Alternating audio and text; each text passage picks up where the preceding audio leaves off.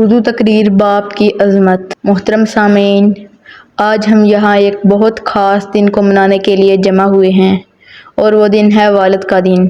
یہ دن ہمیں اپنے والدین، خصوصاً اپنے والد کی قربانیوں، محبت اور محنت کو یاد کرنے اور ان کا شکر ادا کرنے کا ایک موقع فراہم کرتا ہے۔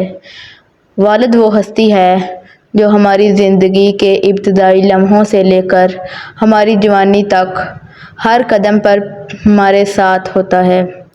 وہ نہ صرف ہمارا رہنما ہوتا ہے بلکہ ہماری زندگی کا سب سے بڑا استاد بھی ہوتا ہے۔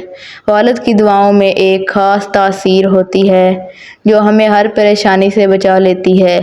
اس کی محبت میں ایک غیر مشروطیت ہوتی ہے جو کسی بھی حالت میں بدلتی نہیں۔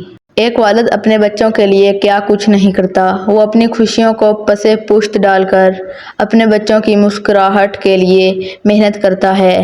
اس کا ہر دن، ہر لمحہ بچوں کے لیے وقف ہوتا ہے۔ آپ کبھی سوچیں کہ والدین کی محنت اور قربانیاں کتنی عظیم ہوتی ہیں۔ وہ اپنے خوابوں کو ہمارے خوابوں کے پیچھے بھگاتا ہے تاکہ ہم اپنے مقصد تک پہنچ سکیں۔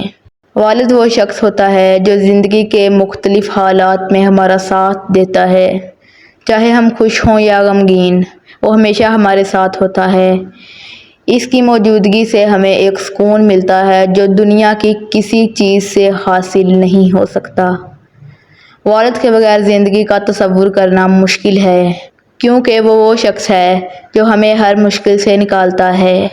ایک والد کی محبت اور قربانیوں کا کماحقہ اندازہ لگانا شاید ہمارے لیے ممکن نہ ہو، مگر ہمیں ہمیشہ یاد رکھنا چاہیے کہ ان کی دعائیں اور محبت ہی ہماری زندگی کا سب سے قیمتی خزانہ ہیں۔ آج کے دن ہمیں اپنے والد کو صرف ایک دن کے لیے نہیں بلکہ ہر دن کا شکریہ ادا کرنا چاہیے۔